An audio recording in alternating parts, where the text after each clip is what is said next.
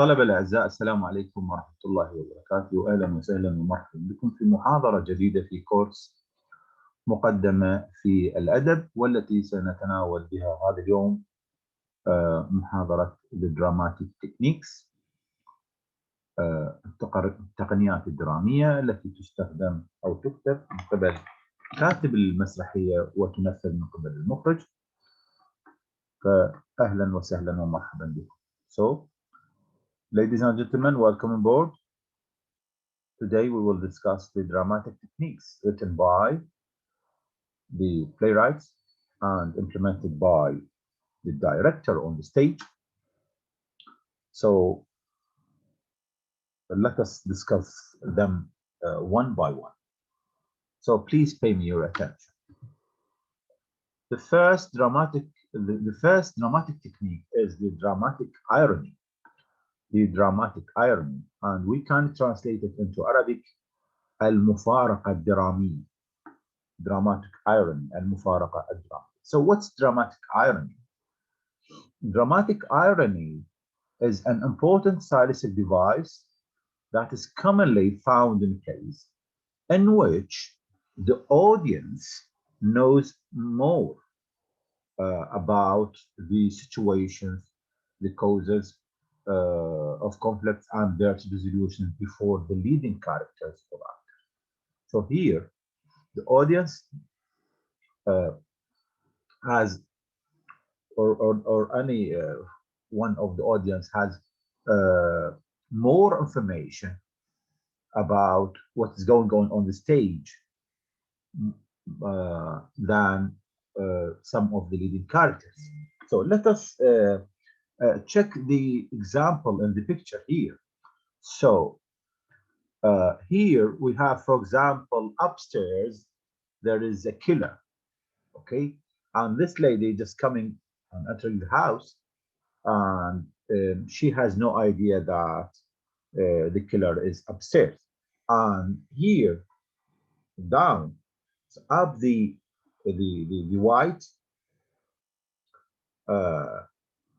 white one there, we have audience. So as if we are here in a theater and we are watching this scene.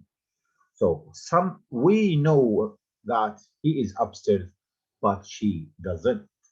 So you can see that some of the audience just move to say or to tell her that, okay, don't go upstairs, the killer is up there. So because why? Because they know information more than this character. So this is what we call the dramatic irony. The second dramatic technique is suspense. عنصر التشويق.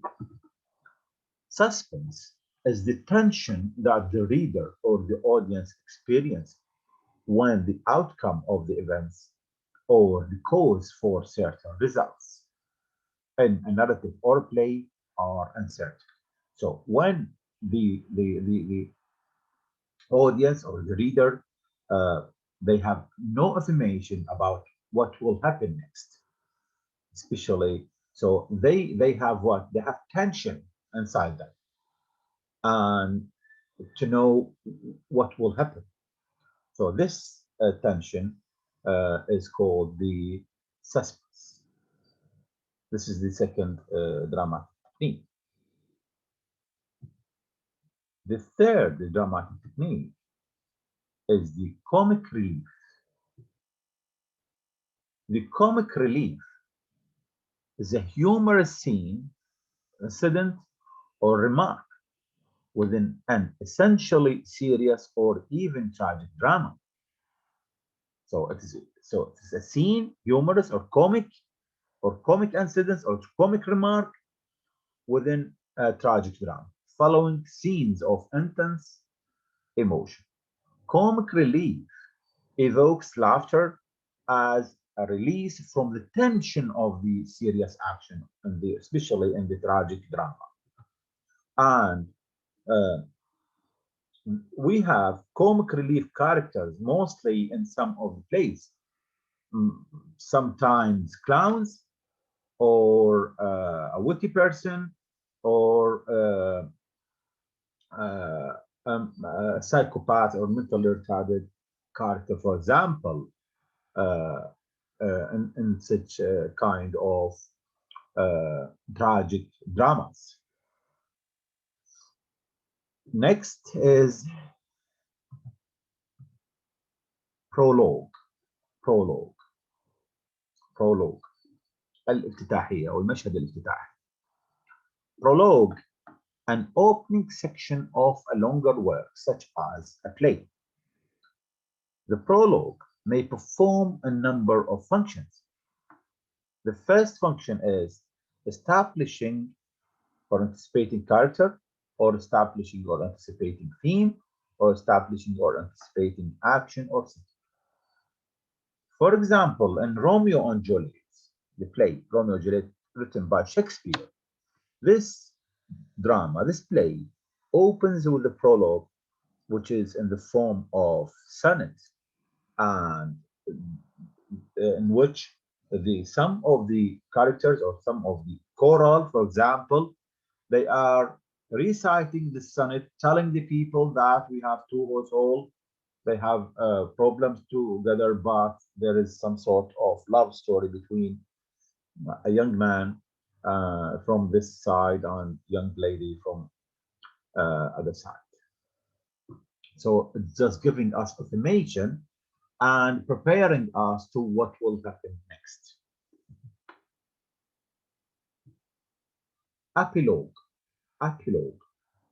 المشهد الختامي. Epilogue in drama is a small speech addressed to the audience after the end of the play. Okay, it is spoken by one of the actors, sometimes in character, sometimes not. So maybe the speaker is one of the characters, or maybe he is one from outside the characters of the play. So let us see the differences between prologue, المشهد الافتتاحي أو الاستهلالي, and epilogue, المشهد الختامي. The first difference is that prologue is the separate introductory section of a literary work, but epilogue is a short concluding section found at the end of the book or drama. Number two, prologue comes before the story, but epilogue comes after the story. Number three, prologue serves as an introduction, but epilogue serves as a conclusion. Number four, prologue can introduce characters, establish the setting, and provide background details. But epilogue can provide details about the fate of the characters and tie up loose ends unsolved in the story.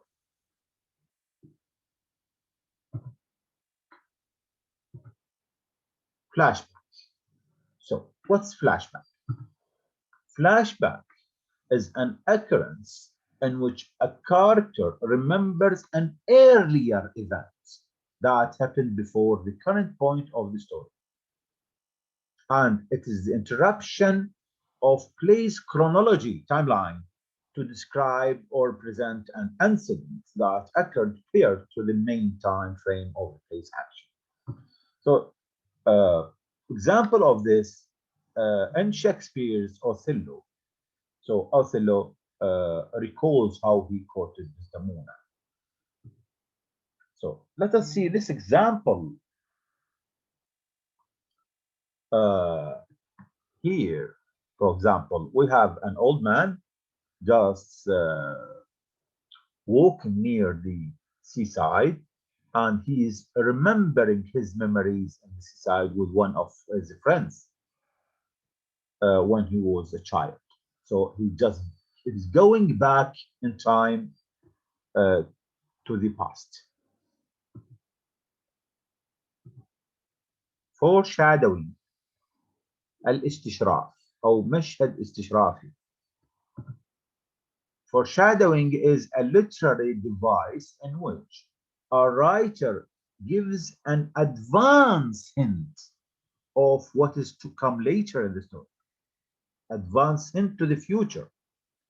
Foreshadowing often appears at the beginning of a story or a chapter or beginning of the chapter, and it helps the reader develop expectations about the upcoming events.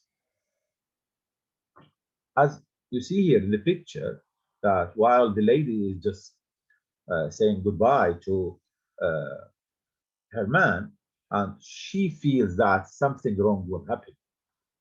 So this is what? This is foreshadowing. This is advance hint to uh, uh, of what is to come later in the story or in the play. What are the differences between foreshadow and flashback?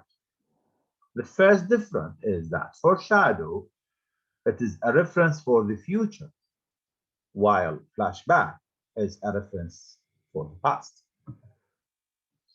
And we have other differences.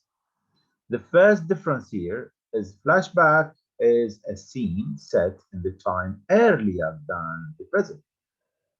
So the scene of the flashback is just set in earlier, while foreshadowing refers to the hints given by the author about the events that are going to take place.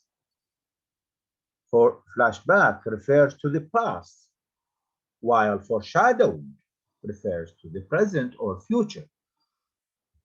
Number three, flashback can be used throughout an entire book, entire play, at the beginning, middle, at the end, but foreshadowing can be only used in certain instances and mostly used at the beginning of the story to prepare us to what will happen next in the future. These are the dramatic techniques. And now let us discuss the steps of the analysis of the play. So when would like to study a play, we have to take the next points into consideration in analyzing any dramatic work. First thing we have to think of is the playwright's name, nationality, and dates. For example, the birth or the death, to what generation the playwright he or she belongs to, for example. And number two, the title of the play and the date of its first performance on the stage. Number three, the central character. We have to give description of the central character that includes the leading traits.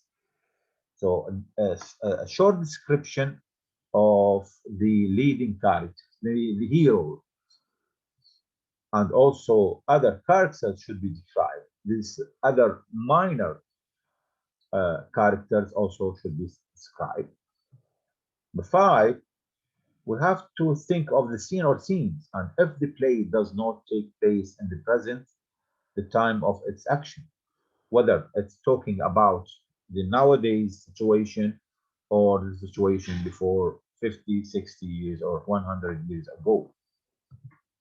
Number six, the major dramatic question, some conflict whose outcome we wonder about, and some uncertainty to, to whose resolution we look forward.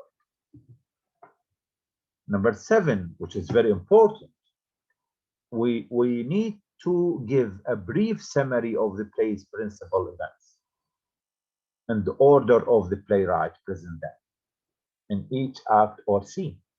So we have to summarize the story of the play. Number eight, the tone of the play. What kind of tone there is? Playwrights apparent feeling toward the characters or what happened to them.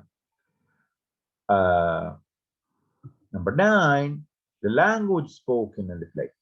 Does language indicate character's background or place of birth? Brief quotations will be valuable, very important. Number 10, in a sentence, try to sum up the play's central theme, but plays often contains more than one. So maybe we have main theme and supporting themes. So we have to decide what are the themes of the play.